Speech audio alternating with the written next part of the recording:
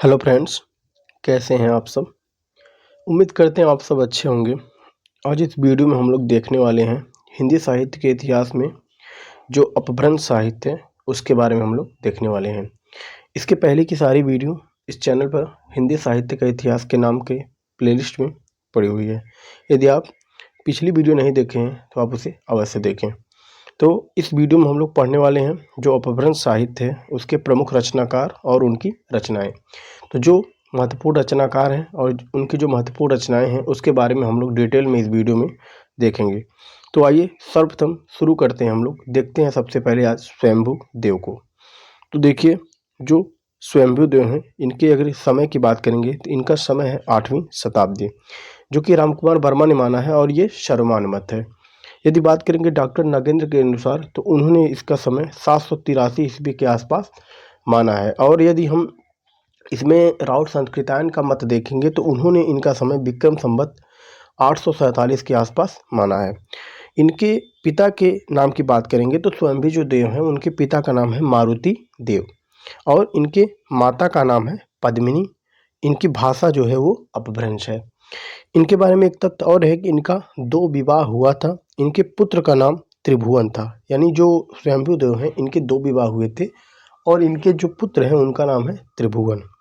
अब आगे हम लोग देखते हैं इनकी उपाधियां क्या है। यहाँ से प्रश्न बनते हैं तो उपाधियां हम लोग जरूर देखेंगे और जो इम्पोर्टेंट होंगे उसको अच्छे से देखेंगे। देखिए, सबसे पहला इसमें पॉइंट है कि अपभ्रंश का प्रथम महाकवि, यानी प्रश्न ये पूछेगा कि अपभ्रंश का प्रथम महाकवि किन्हें कहा जाता है तो स्वयंभू देव को कहा जाता है। दूसरा इसमें पॉइंट है कि अपभ्रंश का कालिदास, यानी इन्हें अपभ्रंश का कालिदास भी कहा जाता है और अपभ्रंश का वाल्मीकि भी इन्हें कहा जाता है। देखिए, जो इन्हें अपभ्रंश का वाल्मीकि है वो डॉक्टर भयानी ने कहा था। ये प्रश्न एक बार एग्जाम में पूछा था कि जो स्वयंभू देव हैं इन्हें अपभ्रंश का वाल्मीकि किसने कहा था तो डॉक्टर भयानी ने कहा था। इसको आप याद रखेंगे। अगला इनका उपनाम है कविराज चक्रवर्ती और अगला उपनाम है छंदस चूड़ामणि। ये एक पॉइंट इंपॉर्टेंट है, स्वयंभू ने अपने आप को कुकवि कहा है, तो ये भी प्रश्न कई बार पूछा गया है। आप जो इसमें जितने भी सारे पॉइंट हैं हर एक पॉइंट से प्रश्न बनता है। अब इसमें अगला पॉइंट है कि डॉक्टर रामकुमार वर्मा ने इन्हें हिंदी का प्रथम कवि माना है। तो देखिए, प्रश्न इस तरह पूछा जा सकता है कि डॉक्टर रामकुमार वर्मा ने हिंदी का प्रथम कवि किसे माना है तो स्वयंभू देव को माना है।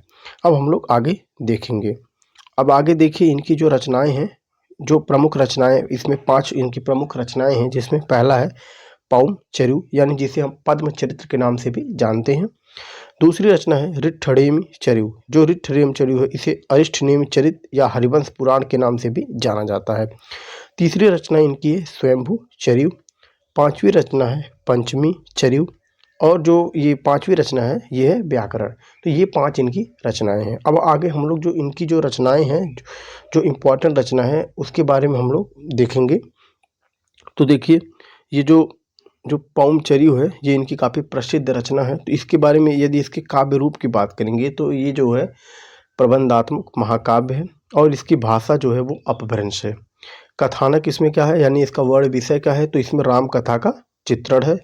यदि इसके सर्ग की बात करेंगे तो इसमें कुल 5 सर्ग हैं और संधियां की बात करेंगे तो इसमें 90 संधियां हैं, जिसमें से 83 जो स्वयंभू देव हैं उन्होंने स्वयं लिखा है और जो शेष 7 है ये उनके पुत्र त्रिभुवन ने लिखा है। ठीक है। और एक पॉइंट ये आप याद रखेंगे, जो पौम चरु रचना है उसके सर्ग को कांड कहा गया है, जैसा कि रामचरितमानस में भी है। तो ये हुई पौम चरु के बारे में जानकारी। अब हम लोग आगे देखेंगे ऋट्ठनेमि चरु, यानी उनकी जो दूसरी रचना है ऋट्ठनेमि चरु, उसके बारे में हम लोग देखेंगे। देखिए, इस रचना को हरिवंश पुराण के नाम से भी जाना जाता है। हमने आपको पहले ही बताया कि जो ये ऋट्ठनेमि चरु रचना है उसे हरिवंश पुराण के नाम से भी जाना जाता है।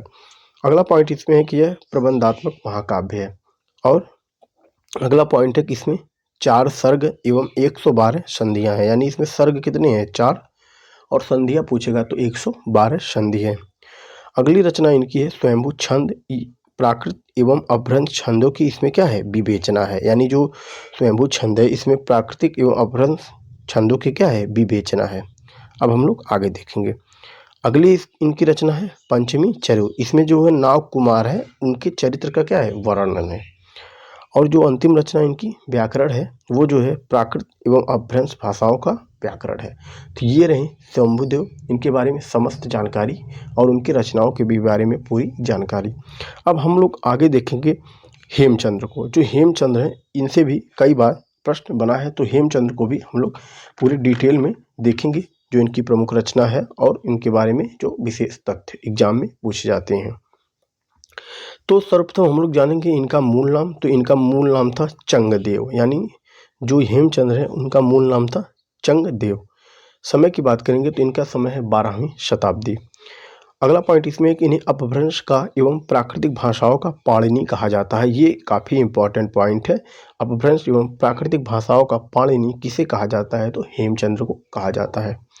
इन्हें सिद्धराज जयसिंह एवं कुमारपाल का आश्रय प्राप्त था, यानी जो ये हेमचंद्र है ये राजा जो सिद्धराज जयसिंह है और कुमारपाल का इन्हें आश्रय प्राप्त था।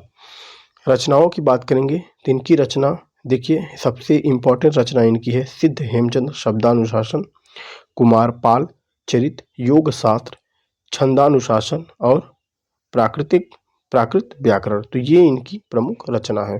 अब हम आगे इनकी जो प्रमुख रचना देखिए, इनकी जो हेमचंद्र हैं इनकी ये जो सिद्ध हेमचंद्र शब्दानुशासन है, इस रचना के बारे में कई बार प्रश्न बने हैं, तो ये रचना इंपॉर्टेंट है। तो इसके बारे में हमें ये याद रखना है कि जो ये रचना है इसमें संस्कृत, प्राकृतिक एवं अपभ्रंश तीनों भाषाओं का ये क्या है, व्याकरण ग्रंथ है। ठीक है। और एक चीज़ और आप इसके साथ याद रखिएगा कि यदि हिंदी शब्दानुशासन की बात करेगा तो जो हिंदी शब्दानुशासन है रचना है वो है आचार्य किशोरीदास वाजपेयी की, जो कि क्या है, एक व्याकरण ग्रंथ है। ये भी आप याद रखेंगे। अब अगला इसमें है कि कुमारपाल चरित, यानी जो इनकी अगली रचना कुमारपाल चरित है। देखिए, कुमारपाल के आश्रय में रहकर उनकी प्रशंसा में रचित, यानी ये जो रचना है ये जो कुमारपाल राजा कुमारपाल हैं उनके आश्रय में रहकर उनकी प्रशंसा में रचित यह रचना है। यह प्रबंधात्मक महाकाव्य है। और यह क्या है, प्रबंधात्मक महाकाव्य है। इसमें सर्ग की बात करेंगे तो इसमें 20 सर्ग हैं। इसे द्वयाश्रय काव्य भी कहा जाता है। तो ये सारे जो पॉइंट हैं ये प्रश्न यहाँ से बनते हैं, आप इसे डिटेल में याद रखेंगे।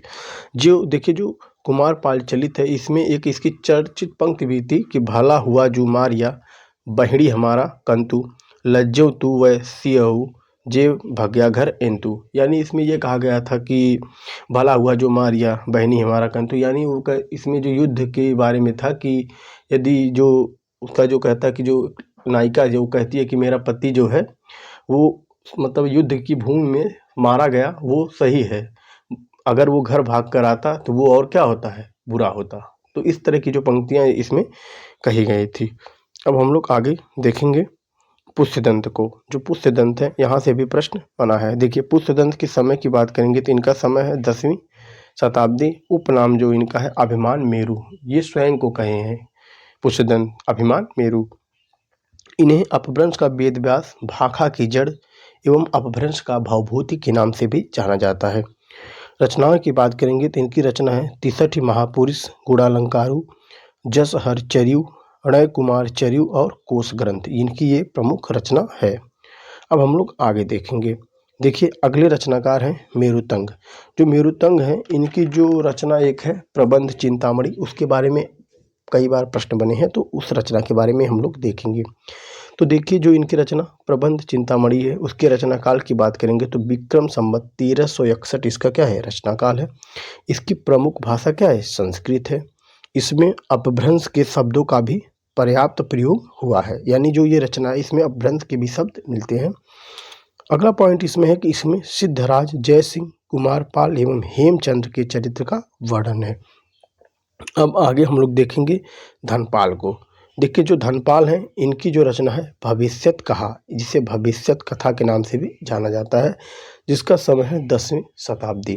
तो ये भी पूछा गया है और ये इम्पोर्टेंट रचना है। तो देखिए, इस रचना में एक वणिक पुत्र भविष्यत की कथा के माध्यम से बहुविवाह के दुष्परिणाम का चित्रण है। तो ये इम्पॉर्टेंट पॉइंट है कि जो अपभ्रंश साहित्य है उसकी कौन सी ऐसी रचना है जिसमें बहुविवाह के दुष्परिणाम के बारे में चित्रण किया गया है, तो वो रचना कौन है, भविष्यत कहा। और इसका एक इम्पॉर्टेंट पॉइंट ये है कि डॉक्टर विटरनित्ज ने इसे रोमांटिक महाकाव्य कहा है। तो ये सारे पॉइंट जो होते हैं वो हमें परीक्षा की दृष्टि से इम्पॉर्टेंट होते हैं और हमें याद रखने होते हैं। अब हम लोग आगे देखेंगे जो लास्ट कवि हैं मुनीराम सिंह। तो हम लोग देखेंगे लास्ट रचनाकार मुनीराम सिंह को। इनका समय है 11वीं शताब्दी और इनकी रचना है पाहुड़ दोहा। ये पूछी गई है पाहुड़ दोहा किसकी रचना है, तो मुनीराम सिंह की है। देखिए इस रचना में जैन एवं गृहस्थ धर्मों का चित्रण है। दूसरा पॉइंट इसमें है कि आचरण के नियमों का भी वर्णन है। तो देखिए यदि पाहुड़ दोहा पूछेगा तो मुनीराम सिंह की रचना है, लेकिन एक रचना और है जो दोहा पाहुड़ के नाम से है, तो वो जो रचना है दोहा पाहुड़ के नाम से, वो रचना है महचंद्र मुनि की। तो आप इसे भी याद रखेंगे। तो ये रहा अपभ्रंश साहित्य। इसके बारे में जो विशेष रचनाकार थे और जो रचना थी उनके बारे में डिटेल में ये जानकारी थी। अब हम लोग जो ये हमारा जो आदिकाल है ये समाप्त होता है यहीं। अब इसके बाद हम लोग भक्ति काल में प्रवेश करेंगे। तो आगे जो वीडियो आपको मिलेंगी वो वीडियो भक्ति काल पे रहेगी। तो अब हम आगे भक्ति काल पे इसको शुरू करेंगे।